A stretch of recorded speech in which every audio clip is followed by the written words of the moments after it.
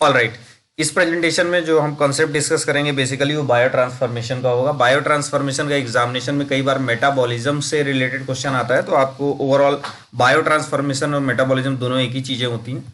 तो बेसिकली देखिए, हम बायो ट्रांसफॉर्मेशन में हम कंसेप्ट समझेंगे कितने फेजेस होते हैं और बेसिकली ड्रग में क्या चेंजेस हो रहे हैं जिनको हम बायो ट्रांसफॉर्मेशन बोलते हैं, और बायो ट्रांसफॉर्मेशन की बेसिकली नीड क्या है। तो देखिए, बायो ट्रांसफॉर्मेशन में बेसिकली ड्रग का केमिकल अल्टरेशन होता है। देखिए, अब आप अचानक से आपके सामने ये स्लाइड खुलेगी तो आपको लगेगा कई बार कितना कंटेंट है, नहीं समझ में आएगा। तो बेसिकली आप एक मिनट चीजों को सुने, केवल मैं क्या बोल रहा हूं।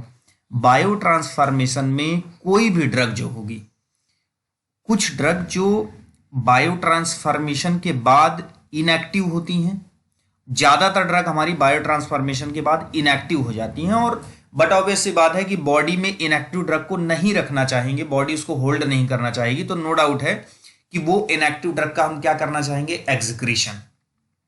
अब आपको ऑलरेडी आपको ये कॉन्सेप्ट क्लियर है कि कोई भी ड्रग अनआयनाइज फेज में लिपिड मेम्ब्रेन को क्रॉस करती है, डीपली पेनिट्रेट करती है inside the tissue. It means हम कह सकते हैं कि अनआयनाइज फेज में कोई भी ड्रग एब्जॉर्ब होती है।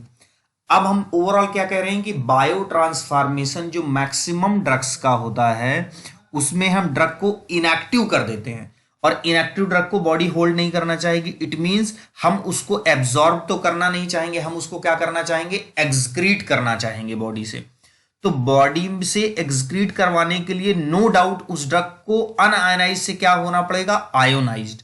तो कहीं ना कहीं पे बायो ट्रांसफॉर्मेशन वो मैकेनिज्म है जिसके थ्रू हम किसी अनआयनाइज्ड ड्रग को आयोनाइज्ड ड्रग में चेंज करते हैं, या नॉन पोलर ड्रग को हम पोलर में चेंज करते हैं, राइट। तो बेसिकली हम यहां पे इस कॉन्सेप्ट को जैसे यहां लिखा है, chemical alteration of the drug in the body, it is needed to render non polar lipid soluble drug को टू क्या बना देंगे, polar lipid insoluble drug. Insoluble या आप यहां पे लिख सकते थे पोलर में वाटर सॉल्युबल ड्रग, ताकि वो आसानी से बॉडी से एक्सक्रीट हो पाए, so that they are not reabsorbed in the renal tubule and excreted. देखिए, उसी चीज को घुमा के लिखा हुआ है, राइट। तो आपका कंसेप्ट क्लियर है, तो इस चीज को समझने में कोई दिक्कत नहीं होगी। प्राइमरी साइट जो हमारी मेटाबॉलिज्म की होती है बच्चों, वो लीवर, किडनी और इंटेस्टाइन, लंग्स एंड प्लाज्मा होती है। सबसे प्राइमरली हम लीवर में रखते हैं। देखिए, कुछ ड्रग्स होती हैं जैसे देखिए मैक्सिमम केसेस में ड्रग आफ्टर बायो ट्रांसफॉर्मेशन क्या हो जाती है, इनएक्टिव। लेकिन कुछ ड्रग जो बायो ट्रांसफॉर्मेशन के बाद एक्टिव हो जाती हैं उनको हम प्रो ड्रग बोलते हैं। और जी पैट में आपको एक लिस्ट है पूरी प्रो ड्रग की, उनको भी याद करके जाना होगा कई बार, क्योंकि प्रो ड्रग आफ्टर मेटाबॉलिज्म क्या हो जाती हैं, एक्टिव हो जाती हैं। जैसे कि हमारा फॉर एग्जांपल यहां पे दे रखा है कैप्टोप्रिल एंड डिपीवेफ्रिन।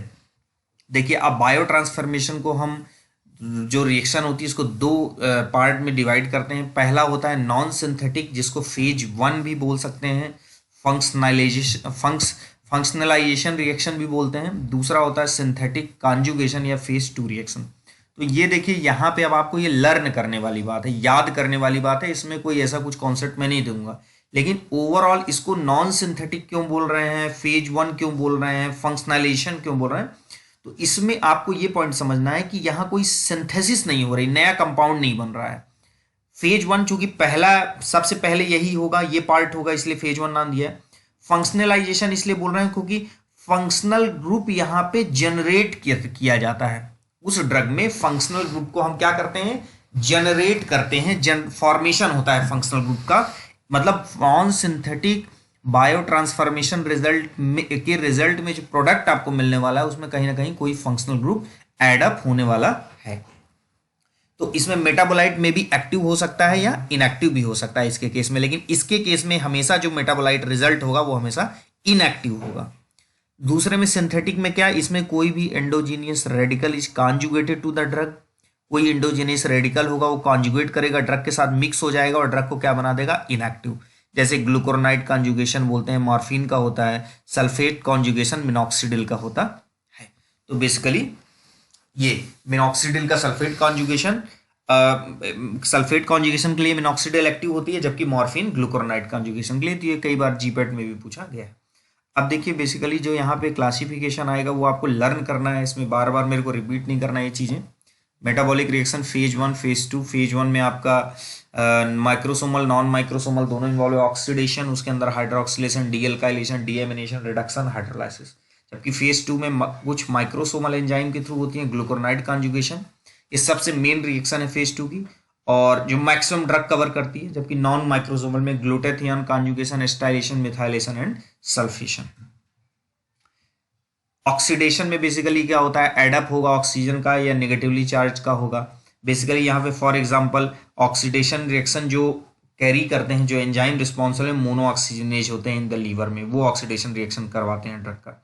ड्रग हमारी बारबिचुरेट, फिनोथाइजन और ये सारी ड्रग्स हैं, आप इसको लर्न कर सकते हैं, याद कर सकते हैं।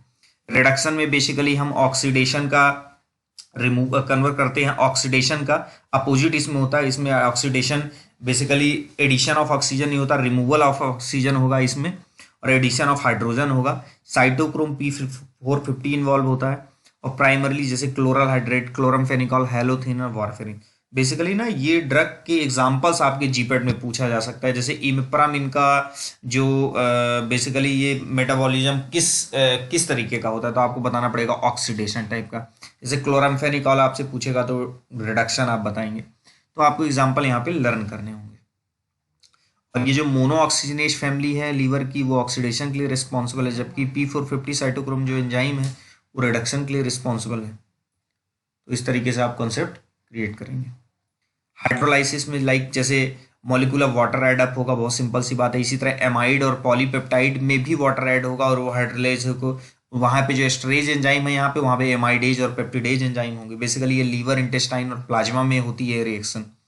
एग्जाम्पल ड्रग के choline ester, procaine, lidocaine, procainamide, aspirin, carbamazepine, ये सब आप लर्न करिएगा। साइक्लाइजेशन में बेसिकली लाइक ये, अब चूंकि ये पे स्पेसिफिक मेटाबॉलिज्म है, साइक्लाइजेशन बहुत ड्रग का नहीं है। जैसे यहाँ प्रोग्योनिल दिया हुआ है, ये मैंने केडी त्रिपाठी से लिया है, तो बेसिकली आपको ये एग्जांपल लर्न करके रखना है, क्योंकि कई बार जीपेट में डायरेक्ट क्वेश्चन पूछता है which of the following drug metabolize through cyclization reaction, तो आपका आंसर क्या जाएगा, प्रोग्योनिल।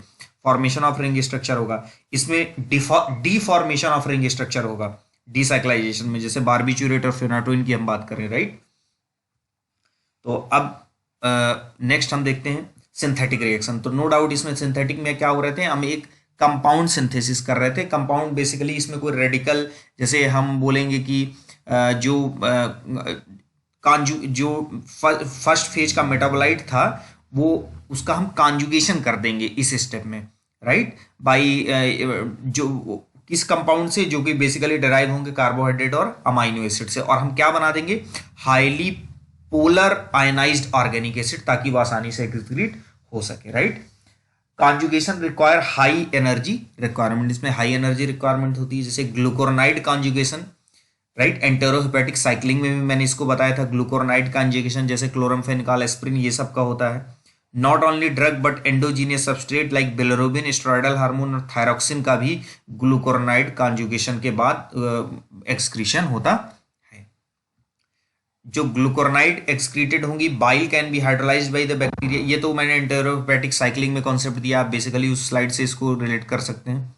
एंटेरोहेपेटिक साइक्लिंग देखिए सेम चीज दी है। एसिटाइलेशन बेसिकली कौन से ड्रग्स का होगा, जिसमें अमाइनो और हाइड्रोजन रेजिड्यू है। सल्फोनामाइड, आइसोनियाजिड, ये आपकी डिफरेंट ड्रग है, इसको आपको लर्न करना है। मल्टीपल जीन कंट्रोल करते हैं, स्टाइल ट्रांसफरेज, कई हर ह्यूमन बींग में अलग अलग इनकी स्पीड होती है स्टाइलेशन की, इसीलिए इनको स्लो और फास्ट स्टाइलेटर, जेनेटिक पॉलीमॉर्फिज्म होता है, इसमें स्लो और फास्ट स्टाइलेटर होते हैं। बेसिकली आप इसमें लर्न करिए। इंपॉर्टेंट पॉइंट यहाँ पे मैं मेंशन करती हूँ। मेथाइलेशन की हम बात करें, मिथाइल ट्रांसफरेज एंजाइम के थ्रू होता है, adrenaline, histamine, nicotinic acid, methyl dopa, captopril, मरकैप्टोप्यूरिन।